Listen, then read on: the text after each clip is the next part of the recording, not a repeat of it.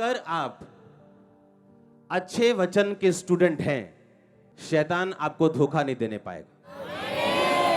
Bible कहती है परमेश्वर ने कलीसिया में 5 व्यक्ति ठहराए हैं ताकि आप सिद्ध रहें। पहले प्रेरित, दूसरे भविष्यद्वक्ता, तीसरे पास्टर्स, चौथे इवेंजलिस्ट, टीचर्स। परमेश्वर ने कहा मैंने इन लोगों को ठहराया है तुम्हारी जिंदगी में ताकि तुम लोग क्या बनो, सिद्ध बनो। अगर अकेला पवित्र आत्मा ने ही काम करना था तो परमेश्वर ने कभी नहीं लिखना था कि मैंने 5 तरह के व्यक्ति ठहराए हैं चर्च में तुम्हें सिद्ध करने के लिए। क्या अनाथ जीते नहीं धरती पे? जीते हैं कि नहीं?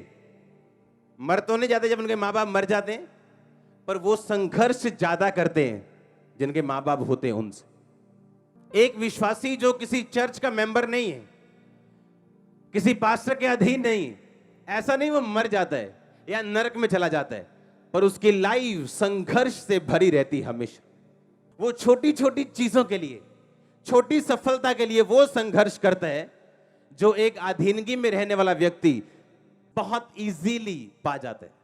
अलीशा ने कहा, उसने कहा ए लेडी यहां से चली जा, 7 साल यहां अकाल पड़ेगा, तू यहां से गेट आउट हो जा, क्योंकि 7 साल तू संघर्ष करेगी अगर यहां रहेगी।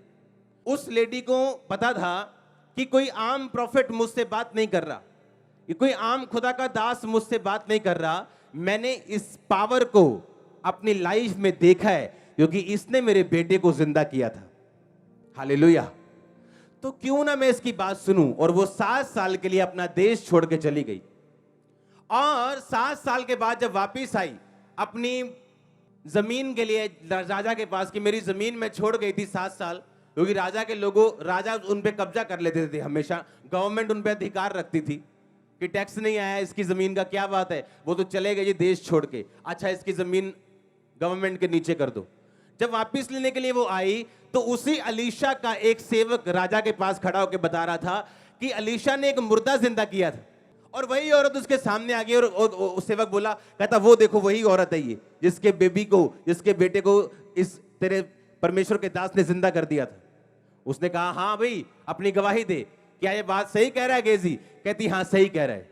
राजा ने अपने बंदे को बोला ओए इसके साथ जा और इसकी सारी जमीन और जमीन से जितनी आमदनी हुई खेत की उपज की सब वापस कर दे इसको। अब 7 साल जिस जमीन के लिए उसने वाई नहीं की, बीज नहीं बोया, पानी नहीं दिया, काटा नहीं, मजदूर नहीं लगाए, उसकी आमदनी उसे घर बैठे मिल गई, क्योंकि एक सेवक की बात को सीरियसली लिया, खुदा के दास की बात को सीरियसली लिया, और बिना मेहनत के 7 साल की उसे उपज मिली। अगर वो सोचती छड्डो जी किथे जा होना साडे को बाहर, इथे धक्के धुक्के खा लेने हैं, और वो धक्के खाती 7 साल और फिर भी कुछ पल्ले ना पड़ता, जबकि 7 साल बाद वो अमीर थी अकाल होने के बावजूद भी। ये वैल्यू है खुदा के दासों की आपकी लाइफ में। और जब एक बंदे को इसकी वैल्यू समझ नहीं आती, वो ऐसा नहीं मर जाता है, लेकिन वो संघर्ष करता है अपनी जिंदगी के हर हिस्से में, छोटी बातों के लिए। जिस सफलता को वो सफलता नहीं समझता था, अब उससे 4 गुना कम सफलता को वो सेलिब्रेट करने पे मजबूर है, क्योंकि परमेश्वर ने कहा मैंने कुछ लोग ठहराए तुम्हारे लिए ताकि तुम सिद्ध हो, तुम्हें फालतू का संघर्ष ना करना पड़े। क्यों शैतान अनॉइंटेड चर्चों के खिलाफ लड़ता है, उनके खिलाफ बुरी बातें फैलाता है, ताकि आप ब्लेस ना हो। एक पास्टर को कोई फर्क नहीं पड़ता, उसका मसा कम नहीं होता बल्कि बढ़ता है। जब अंधा चंगा हुआ था तो व्यक्तियों ने बोला था कि ये किसी शैतान का काम है, किसी शैतानी, ये यीशु मसीह में शैतान है, उसने अंधे को चंगा कर दिया। कहता कभी आज तक सुनने में तो नहीं आया कि जिसके अंदर दुष्ट आत्मा हो वो अंधे को चंगा कर दे। शैतान को निकाल तो नहीं सकता, पर हां अगर कोई परमेश्वर का भक्त हो और परमेश्वर की आज्ञाओं पे चलता हो, वो अंधों की आंखें खोल सकता है, वो प्रार्थना कर सकता है और लोग चंगे हो सकते हैं। तो आपने इस बात को ध्यान से समझना, अगर आप सफल होना चाहते हैं, अपने पास्टर मेंटर की बात को ध्यान से अपनी लाइफ में पल्ले बांध के रखना। उसकी आपको सेंस समझ आए ना आए, आपको समझ आए ना आए, क्योंकि 1000 वॉइसेस हैं आपके आसपास, 1000 तरह की आवाजें हैं आपके आसपास, बहुत से बुद्धिमान व्यक्ति हैं आपके आसपास जो आपको सलाह देते हैं, पर वो सब सलाहें झूठी निकलेंगी और बाद में खुदा का दास सच्चा होगा। आप देख लेना।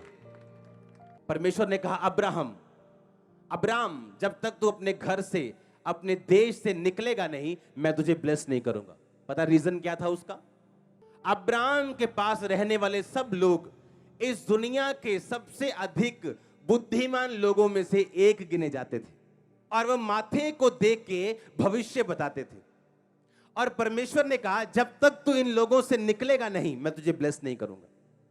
ताकि अब्राहम इस बात को ध्यान से समझ ले कि मैं किसी की बुद्धि, किसी के वरदान के द्वारा इसको कुछ नहीं दूंगा, और ना इसको कभी शैतान या शैतानी लोग दे पाएंगे।